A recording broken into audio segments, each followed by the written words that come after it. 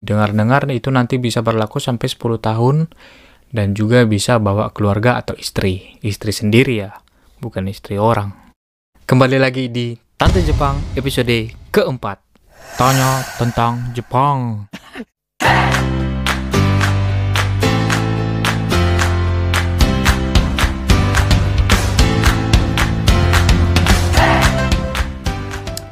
Halo semua, saya Joshua Sregar. Hari ini saya ingin berbagi informasi cara untuk bisa bekerja ke Jepang, visa-visa apa saja yang biasa digunakan untuk bisa bekerja di Jepang.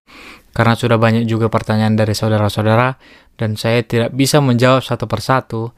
Semoga melalui video ini kawan-kawan sekalian bisa menambah wawasannya. Langsung aja lah ya. Untuk visa yang paling banyak digunakan di Jepang itu, yang pertama ada visa engineering.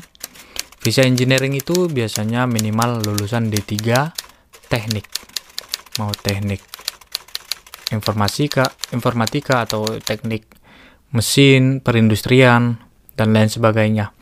Dan untuk visa engineer ini dia bisa digunakan sampai 5 tahun.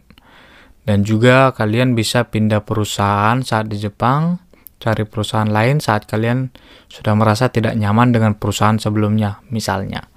Tapi kalau nyaman, bertahan saja. Saran saya sih begitu.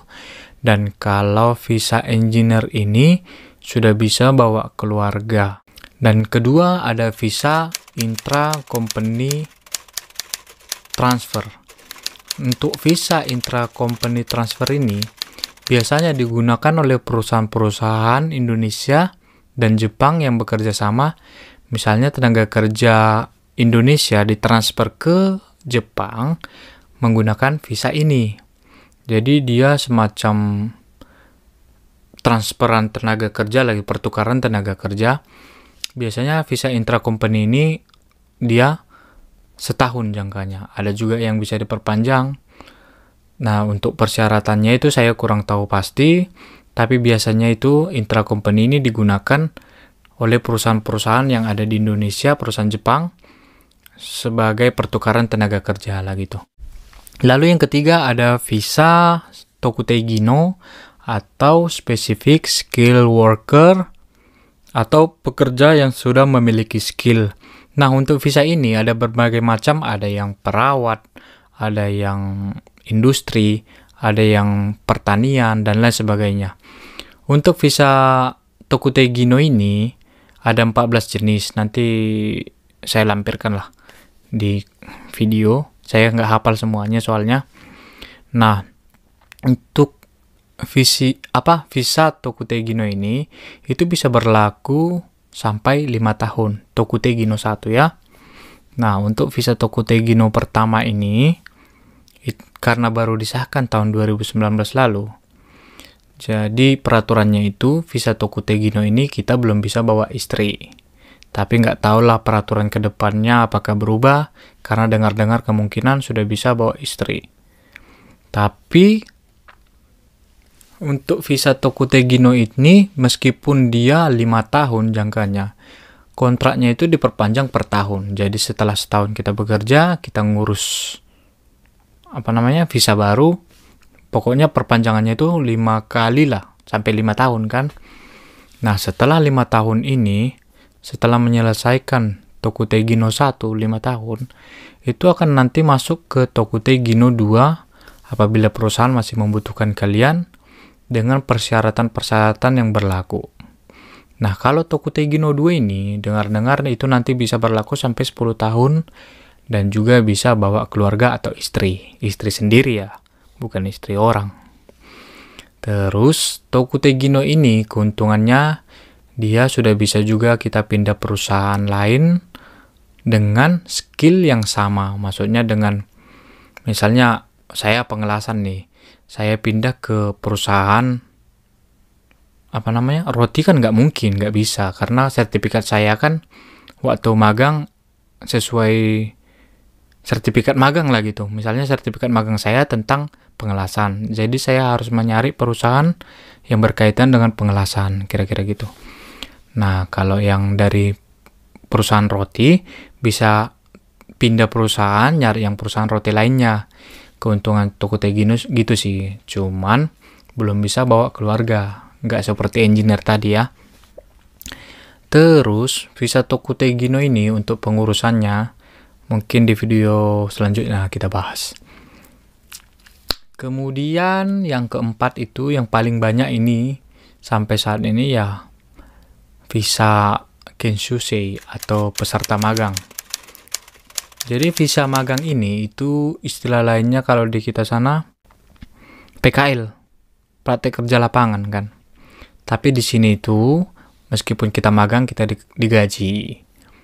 Tapi dalam status pemagang atau Kenshusei, kita tidak bisa pindah perusahaan apabila belum menyelesaikan kontrak yang 3 tahun.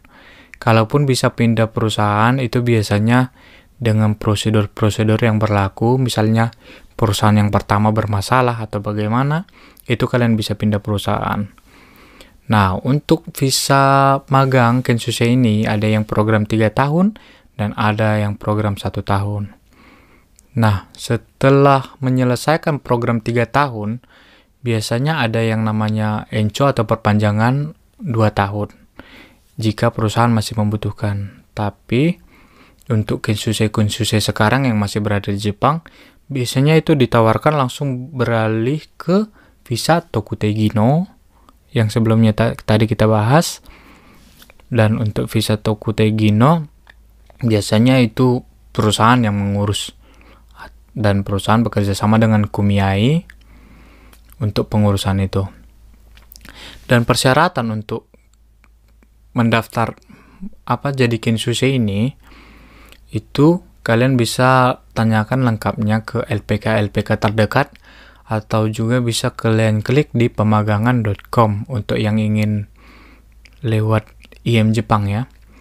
Dan kalau lewat IM Jepang itu biasanya ada persyaratan yang lebih ketat ketimbang swasta. Karena di swasta itu tidak dipersoalkan tinggi badan, berat badan, dan bahasa juga lebih ketat untuk di IM Jepang. Karena IM Jepang ini kan milik pemerintah, jadi yang dikirim itu harus betul-betul berkualitas.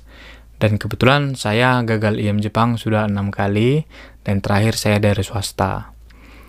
Nah, tips-tips untuk bisa ke Jepang dengan visa pemagang ini, yang pertama kalian harus mendaftar ke LPK. Ini melalui swasta ya. Kebetulan ada yang nanya juga, saya lupa namanya. Nah, untuk mendaftar ke LPK itu, biasanya kalian dikenakan biaya pendaftaran, terus biaya pendidikan, nggak tahu lah berapa bulan tergantung LPK-nya. Kalau kayak kami dulu, kami mendaftar dulu, terus kena biaya 5 juta pendidikan bahasa. Nah, setelah dapat dapat lowongan atau kerjaan perusahaan, nanti akan diadakan tes wawancara dan tes praktek langsung. Kalau di kami dulu ada praktek dulu. Jadi dari LPK lain itu dikumpulkan. Nah, perusahaan Jepang yang ada di Jepang itu dikirim utusannya ke Indonesia untuk menyeleksi calon Kenshusei-nya. Nah, yang pertama diadakan pada saat itu kami tes praktek pengelasan. Nah, sesudah habis tes praktek pengelasan, setelah beberapa orang dinyatakan lulus, lalu tahap selanjutnya tes wawancara. Nah, setelah habis tes wawancara, yang dinyatakan lulus ini akan dididik ulang lagi selama 3-4 bulan setelah lulus ya. Setelah dinyatakan lulus, dididik 3-4 bulan menunggu COE atau Certificate of Eligibility turun dari Jepang, dikirim dari Jepang. Karena sesudah kita lulus itu kan nanti kita disuruh medical check up. Habis medical check up, berkas-berkas kita yang disuruh dipersiapkan itu dibawa ke Jepang. Nah, di sini nanti di Jepang nanti diurus eligibility-nya atau izin tinggalnya. Nah, setelah COE-nya selesai, itu nanti dikirim ke Indonesia untuk pengurusan visa kita. Setelah COE atau eligibility-nya turun, itu biasanya kalian disuruh membayar tergantung berapa kesepakatan di awal membayar di LPK. Itu berbagai macam sih. Ada yang sampai puluhan juta. Ada juga LPK yang mengadakan pembayaran itu sesudah kalian berangkat ke Jepang. Maksudnya sesudah di Jepang kalian cicil ke LPK. Ada juga yang nggak bayar sama sekali, perusahaan yang di Jepang yang membayarkan ke LPK-nya gitu. Jadi berbagai macam sih, ada ragam-ragam. Soalnya kemarin ada yang nanya, kenapa ke Jepang itu kita yang bayar ke LPK? Kenapa bukannya seharusnya kalau kita kerja keluar, perusahaan yang bayar ke LPK gitu? Itu tergantung LPK-nya, kesepakatan LPK-nya dengan perusahaan yang ada di Jepang. Ada juga LPK yang muridnya itu sesudah dinyatakan lulus, perusahaan yang di Jepang yang bayar gitu. Misalnya nih, biayanya di Indonesia di LPK 25 atau berapa lah. Semua biayanya sampai keberangkatan itu perusahaan Jepang yang menanggung. Tapi kebanyakan LPK sekarang itu kita sendiri yang nanggung sampai proses keberangkatan. Tapi saran saya, kalau bisa pembayaran penuhnya itu dibayar sesudah Certificate of Eligibility atau izin tinggalnya di Jepang, sesudah itu keluar ya. Kalau yang biaya pendidikan sama biaya pendaftaran, itu nggak apa-apa dibayarkan karena biaya itu untuk jasanya LPK atau lembaga pelatihan kerja tadi. Untuk biaya di LPK itu saya kurang ngerti karena ada berbagai macam LPK, ada berbagai macam peraturan yang berlaku. Untuk lebih jelasnya, tanyakan aja ke LPK terdekat. Tapi saran saya hati-hati dalam memilih LPK. Karena banyak LPK yang menjanjikan keberangkatan, sementara untuk saat ini Jepang masih ditutup. Tapi selama Jepang masih ditutup, itulah kesempatan kalian belajar lebih banyak lagi, mempersiapkan diri untuk bisa ke Jepang. Untuk kawan-kawan juga yang pengen kembali ke Jepang, persiapkan diri kalian selama Jepang masih tutup. Kan Jepang masih tutup nih. Jadi penerimaan tenaga kerja masih ditahan dulu. Selama itu peraturan itu masih berlaku, saran saya ya perdalam ilmu di sana. Nanti kalau Jepang sudah buka, kalian berjuang lagi. Tetap semangat ya. Jadi untuk masalah biaya itulah tadi. Saya nggak berani nyinggung tentang biaya, soalnya itu berbagai macam peraturan yang ada. Ada yang dibayar di depan, ada yang dibayar sesudah berangkat. Itu tergantung kesepakatan kalian dengan LPK-nya. Jadi sekian dulu informasi saya tentang visa yang bisa digunakan untuk bisa berangkat ke Jepang. Untuk kawan-kawan yang masih menanti Jepang buka, untuk kawan-kawan yang masih menunggu program Jepang buka, tetap bersabar, tetap berdoa, semoga corona cepat berlalu. Itsumo gambate, gambareba, nandemo dekimasu. Kalau bersemangat, apapun bisa. Sekian dulu dari saya Joshua Siregar. Jangan lupa subscribe. Arigato.